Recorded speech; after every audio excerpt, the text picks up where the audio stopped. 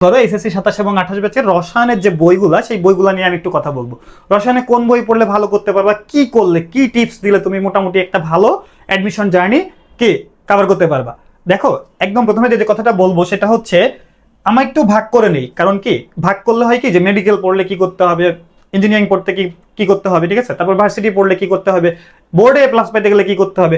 তো সবকিছুর প্রথমে যেটা বলবো সেটা হচ্ছে, এই যে রসায়নের একটা বইয়ের বিকল্প আসলে রসায়ন নাই, সেটা হচ্ছে কার বলো তো, হাজারিনাক স্যারের বইটা। এই যে হাজারিনাক স্যারের যে বইটা আছে, এই বইটা আসলে বিকল্প নাই।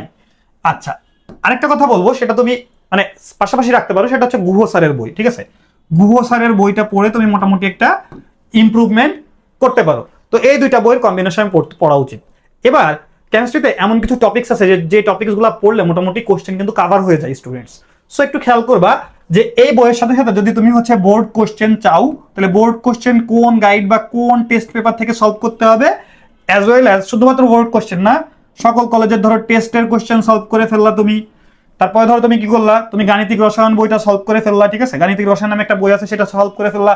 আর বোর্ডের কোশ্চেনের জন্য আমি সবসময় বলবো, বোর্ড বা টাইপ ওয়াইজ কোশ্চেনের জন্য রয়্যাল গাইডটা বেস্ট, বুঝছো, রয়্যাল গাইডটা বাজারে বেস্ট। এটা তোমার কেউ বলবে না, কারণ সবাই ওই যে ভাবে কি যে বই থুয়ে আমি গাইড সাজেস্ট করবো। বাবা, ম্যাথ তো মনে করো স্যারের বই তো অনেক ম্যাথ আছে, এগুলো তো করা লাগবে, তাই না, এগুলো তোমার করা লাগবে না।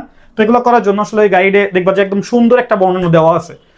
তো এখানে টাইপ ওয়াইজ কোশ্চেন দেওয়া আছে, রয়্যাল গাইডটা ভালো, বাট রয়্যাল গাইডের সাথে তুমি যেটা করতে পারো, টেস্টের কোশ্চেন, বোর্ডের কোশ্চেন, অ্যাজ ওয়েল অ্যাজ কি গাণিতিক রসায়ন যে বইটা আছে ওইটাও সলভ করতে পারো। তো কেমিস্ট্রিতে ভালো করতে গেলে কিচ্ছু করা লাগবে না। যেমন ধরো আমি তোমাকে একটা উদাহরণই দিয়ে দিচ্ছি, যে তুমি যে কোনো একটা টপিক্সের নাম যদি বলো, সাপোজ ধরো দ্রাব্যতার গুণফল, তাই তো, অনেক ইজি টপিক্স, দ্রাব্যতার গুণফল। এই দ্রাব্যতার গুণফল অথবা দ্রাব্যতা, এইখান থেকে কিন্তু কোশ্চেন আসেই, মানে প্রত্যেক বছর আসেই আর কি।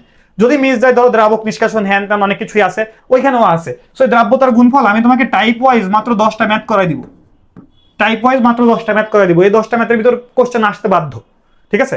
সো এই হচ্ছে মানে কেমিস্ট্রি একটা মজা। আর ফিজিক্সে যদি মজা পেতে চাও, তাহলে কি করতে হবে, ফিজিক্সে মজা পেতে গেলে আগে সূত্র মুখস্থ করতে হবে।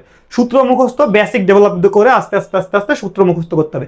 যদি না পারো বাবা, তাহলে কিন্তু এই ফিজিক্স কেমিস্ট্রিতে ভালো করা সম্ভব না। তো রসায়ন বইয়ের জন্য হাজারিনাক স্যারের বই, অ্যাজ ওয়েল অ্যাজ আমি কি বললাম, বোর্ড কোশ্চেন সলভ করার জন্য যে কোনো একটা টেস্ট পেপার।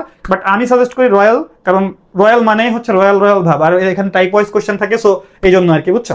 তো আমার মনে হয় সায়েন্সের স্টুডেন্টের অবশ্যই রয়্যাল গাইডটা সলভ করে যাওয়া উচিত। যদি এটা বললে অনেক মানে অনেকেই হচ্ছে রাগ করে যে গাইড কেন, গাইড কেন। বাবা, গাইড পড়া দরকার, কারণ প্র্যাকটিসের জন্য গাইড দরকার, আর বইটা পড়া দরকার বেসিক ডেভেলপের জন্য। সো তুমি কি করবে, তোমার decision. So students, that's the point.